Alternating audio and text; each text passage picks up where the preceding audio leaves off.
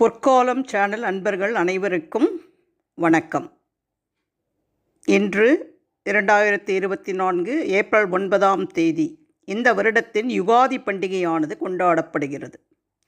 மேலும் இந்த யுகாதி பண்டிகையானது தெலுங்கானா, கர்நாடகா, மகாராஷ்டிரா, ஆந்திர பிரதேசம் மற்றும் கொங்கன் ஆகிய மாநிலங்களில் உள்ள மக்களிடையே பக்தியையும் உற்சாகத்தையும் காட்டும் பண்டிகையாக கொண்டாடப்படுகிறது. மேலும் இது இவர்களின் வருடப்பிறப்பாகவும் கொண்டாடப்படுகிறது. அதாவது தெலுங்கு வருடப்பிறப்பாக கொண்டாடப்படுகிறது. இந்த பண்டிகையின் வரலாறு, சிறப்புகள், கொண்டாடும் முறை, கூற வேண்டிய ஸ்லோகம் இவைகளை பற்றி தான் இந்த பதிவில் பார்க்க போகிறோம். வாங்க நம்ம வீடியோக்குள்ளே போகலாம். உகாதி என்பது யுகாதி என்ற சமஸ்கிருத வார்த்தையிலிருந்து உருவானது. யுக் என்றால் வயது என்றும், ஆதி என்றால் ஆரம்பம் என்ற பொருளையும் குறிக்கிறது.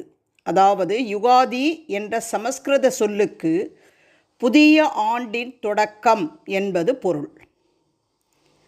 வாங்க இந்த யுகாதி பண்டிகையினுடைய வரலாற்றைய சிறப்புகள், கொண்டாடும் முறைகளை நம்ம தெளிவாக பார்க்கலாம்.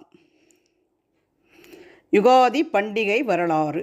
இந்து புராணம் படி பிரம்மதேவன் இந்த யுகாதி நாளில்தான் இவ்வுலகை படைக்கும் வேலையை தொடங்கினார் என்று பிரம்ம புராணத்தில் சொல்லப்படுகிறது. யுகாதி பண்டிகையை தெற்கிந்தியா முழுவதும் மிகச்சிறப்பாக கொண்டாடுகிறார்கள்.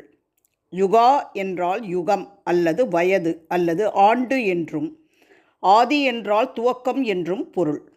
புதிய வாழ்க்கை அல்லது யுகத்தை புதிதாக துவங்குவதற்கான நாள் என்பதே இதன் பொருளாகும். சித்திரை மாதத்தின் முதல் நாளில் பிரம்மா இந்த உலகத்தை படைத்ததாக பிரம்ம புராணத்தில் கூறப்படுகிறது.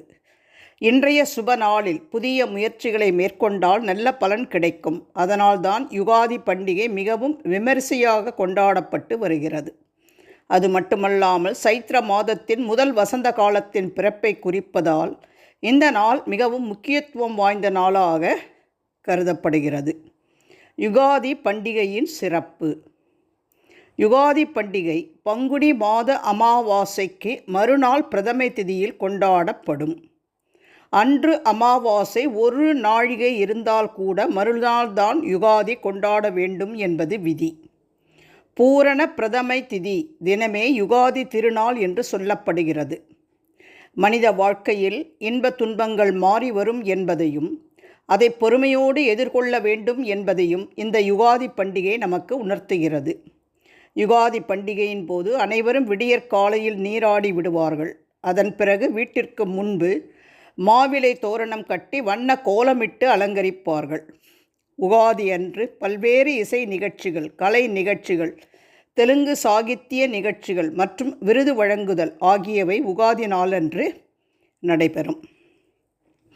இந்த யுகாதி பண்டிகை கொண்டாடப்படும் முறை. இந்த பண்டிகைக்கும் தமிழ் வருட பிறப்பிற்கும் பெரிய வித்தியாசம் ஒன்றுமில்லை. காலையில் எழுந்து நீராடி தெய்வத்தை நினைத்து விளக்கேற்றி வழிபட வேண்டும். விநாயகர் பெருமாள், கௌரி, விநாயகர் பெருமாள், கௌரி, அம்பிகை மற்றும் இஷ்ட தெய்வம், குல தெய்வங்களை முன்வைத்து போளி, புளியோதரை, பால் பாயாசம் செய்து 7 ராகங்கள் பாடி தெய்வங்களுக்கு படையல் செய்து ஆரத்தி செய்வது வழக்கம். செய்த படையலை ஏழை எளியவர்களுக்கு உணவு வழங்குதல் வேண்டும். இதுபோல் யுகாதி பண்டிகை என்று செய்து வந்தால் நற்பலன்கள் கிடைக்கும் என்பது ஐதீகம். யுகாதி பச்சடி. யுகாதி பண்டிகை தினத்தன்று அனைத்து வீடுகளிலும் யுகாதி பச்சடி செய்வார்கள். இந்த யுகாதி பச்சடி வேப்பம்பூ, மாங்காய், புளி, வெல்லம், உப்பு மற்றும் மிளகாய் ஆகியவற்றை சேர்த்து செய்யப்படுகிறது. இந்த பச்சடி ஆந்திராவில் யுகாதி பச்சடி என்றும், கர்நாடகாவில் தேவு பெல்லா என்றும் அழைக்கப்படுகிறது. பஞ்சாக சரவணம். வீட்டினுள் உள்ள அனைவரின் வருங்காலத்தை கணிப்பதற்காக புகழ்பெற்ற இந்த மரபு பாரம்பரியமாக கடைபிடிக்கப்பட்டு வருகிறது. உகாதி தினத்தன்று ஒரு ஜோதிடரை வீட்டிற்கு வரவழைத்து அந்த வருடத்திற்கு குடும்ப உறுப்பினர்களின் நேரம் எப்படி இருக்கிறது என்று கணிக்கப்படும். கவி சம்மேளனம். கவி சம்மேளனம் என்பது வட இந்தியாவில் இந்தி பெல்ட்டில் உள்ள கவிஞர்களின் கூட்டமாகும். யுகாதி பண்டிகை தினத்தன்று இலக்கியம் சார்ந்த கூட்டங்கள் நடைபெறுவது வழக்கம். மேலும் வீட்டிற்கு வந்திருக்கும் விருந்தாளிகளுக்கு பலவிதமான சுவைமிக்க சைவ உணவுகளை சமைத்து போடுவதும் ஒரு வழக்கமாகும்.